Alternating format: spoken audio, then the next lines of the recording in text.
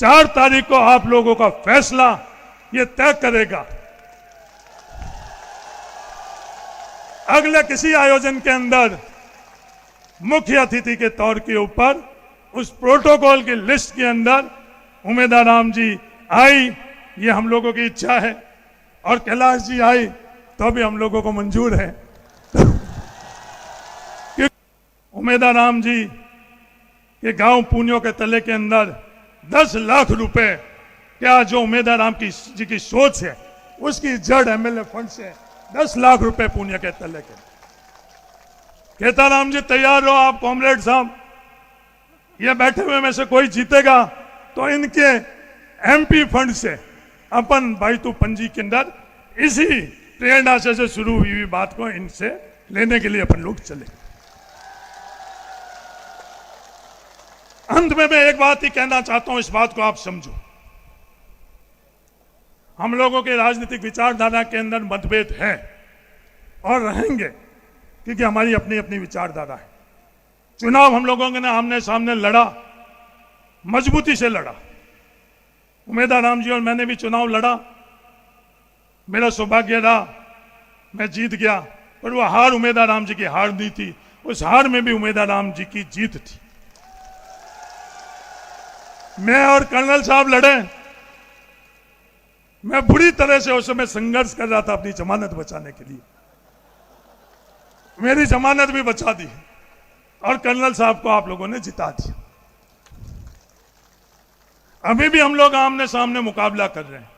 मैं इन सीढ़ियों से नीचे उतरते समय कैलाश जी से पूछ रहा था, मैं कैलाश जी, पंजाब में आपके भी समाचार सुने गए, मैं भी पंजाब में था, आपने अपनी पार्टी जिताने के लिए प्रयास किए, मैंने मेरी पार्टी को जिताने के प्रयास किए। जिस होटल में मैं लुधियाना में रुकता था उस होटल में आप दिखे नहीं, बाकी बीजेपी के कई नेता थे। तो कैलाश जी ने कहा कि मैं किसी और होटल में रुका हुआ, हम अपनी लड़ाई लड़ेंगे, हम संघर्ष करेंगे, मजबूती से लड़ेंगे, पर मनभेद हम लोगों के बीच में नहीं रहे।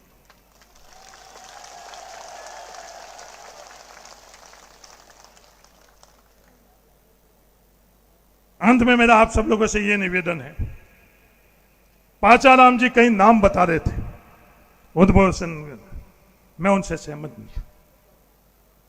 मेरे परिवार के अंदर दुनिया को बताना चाहता हूं, जो विषम परिस्थितियों के अंदर कोई भी उनके पास कोई ताकत नहीं थी, रामदास जी ढौकिया के पास कोई ताकत नहीं थी, कोई पद नहीं था, पैसा नहीं था, पर उन्होंने जो संघर्ष कर कर हमारे को प्रेरणा के रूप के अंदर जो पद हम लोगों के लिए दिखाया, उससे बड़ा उदाहरण दुनिया के अंदर कोई भी नहीं था।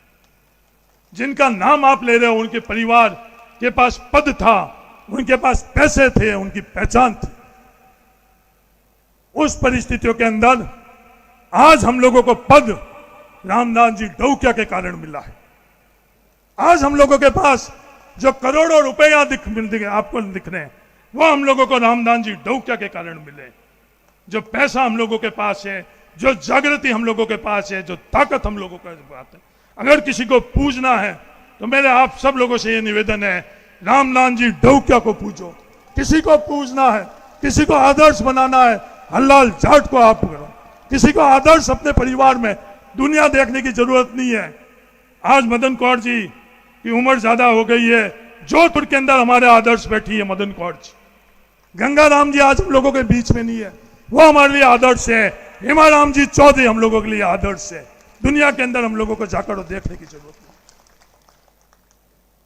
बलवंत सिंह जी की चिंताएं कुछ ज्यादा है कि बलवंत सिंह जी ने किसान बोर्डिंग के अंदर आईदान जी बड़ा काम हाथ में ले लिया, वो काम कैसे पूरा होगा, वो चिंता बलवंत सिंह जी को है। मैं इस मंच द्वारा बलवंत सिंह जी को विश्वास दिलाता हूं, आप बलवंत सिंह जी जो कार्य कर रहे हो उसको जारी रखो। हम सब लोग उसके लिए जिस मजबूती से यहां खड़े हैं, उसके लिए भी उसी मजबूती में से हम सब लोगों को करेंगे। ये हाथ खड़े कर कर हम बलवंत सिंह जी को विश्वास दिलाते हैं कि आपने जो हॉस्टल की बिल्डिंग का काम शुरू करा है, वो उस हॉस्टल की बिल्डिंग का, भव्य बिल्डिंग का आप काम करो। और साधुला राम जी, आपसे निवेदन है, जो पैसा अपन लोगों के पास आया उस समय तो आपको प्लॉट खरीदने पड़े, इन पैसों से आप जमीन खरीदो। हल्लाल जी के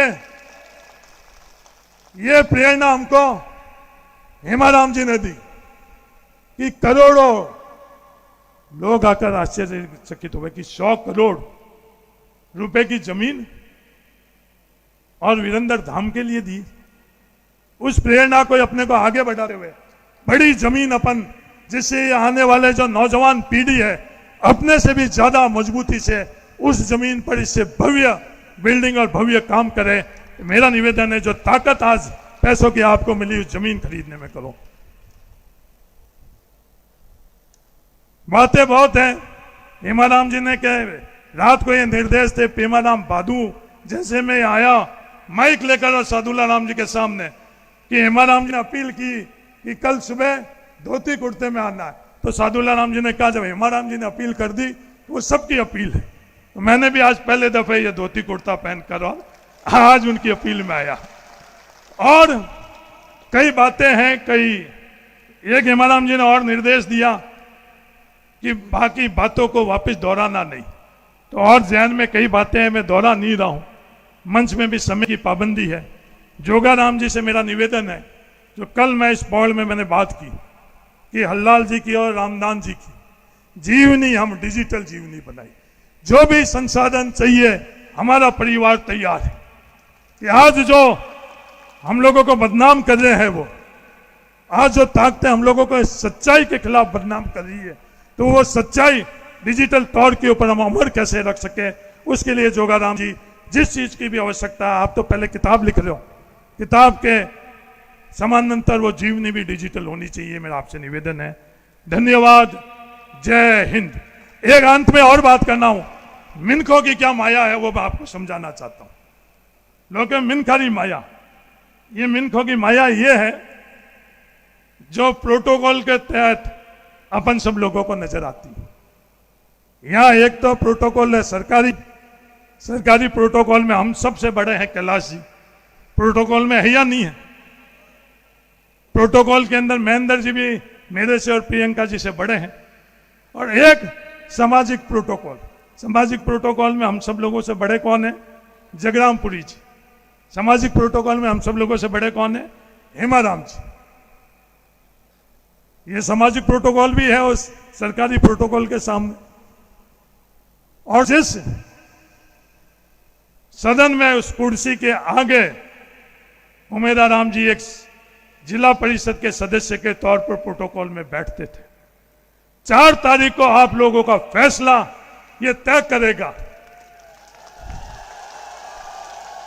अगले किसी आयोजन के अंदर मुख्य अतिथि के तौर के ऊपर उस प्रोटोकॉल की लिस्ट के अंदर उमेदाराम जी आई, ये हम लोगों की इच्छा है। और कैलाश जी आई तो भी हम लोगों को मंजूर है क्योंकि ये मिनखों की माया है, ये आई है मिनखारी माया, ये प्रोटोकॉल है। ये ताकत आप लोगों के पास है, ये ताकत आप लोगों के पास है। इस ताकत को आप समझ लो।